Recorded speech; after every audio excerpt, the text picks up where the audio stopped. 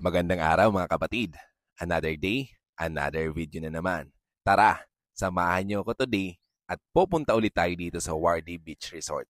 Na-invite nga ako nila na sumama dito. Sabi nila, sumama ako kasama yung mga kasigmin. So syempre, hindi na ako nagdalawang isip na sumama since wala naman ang gagawin. So summer today kaya sobrang ganda ng panahon. Perfect yung view, ang ganda ng tanawin. So hindi talaga nakakasawa dito sa Wardy. Kaya ang sarap balik-balikan. Kaya lang this time medyo mababaw yung dagat. Low tide nga. Kaya sabi ko, hindi na lang ako maliligo. Nakipag-banding na lang ako sa kanila.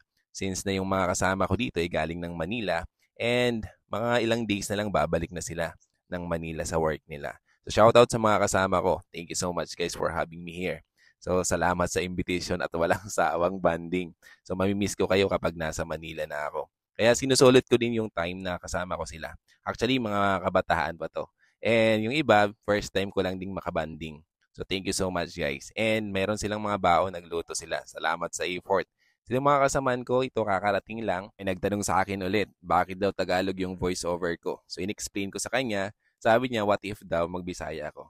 So dili ko aram kung antigo ako dire-diretso mag-istorya sa Bisaya, pero for the longest time na ade ako sa probinsya, bumalik na ako ng istorya. So kaya ko nagyapon mag-explain sa iyo, kaya don't worry guys.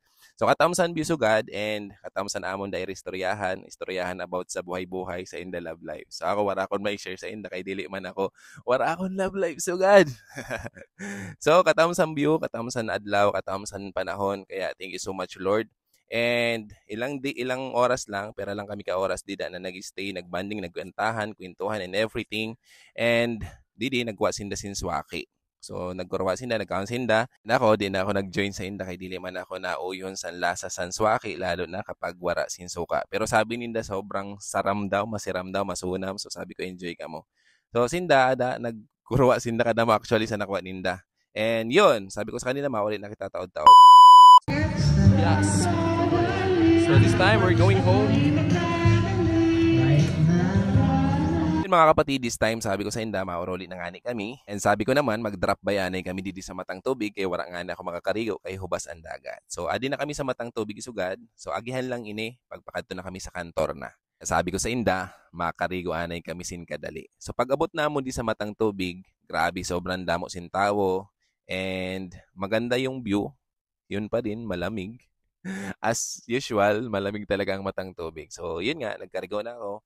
And shoutout sa mga nakakakilala sa akin dito. Thank you so much guys sa pag-follow and support. So, thank you so much sa mga nag-follow sa akin. 19,000 followers na tayo. Thank you so much sa support na ginahatag niyo sa akin hanggang sa muli. Hanggang dito lang ang vlog natin. Paalam kapatid. Hanggang sa ulitin nating adventures at ganap sa buhay. Bye-bye!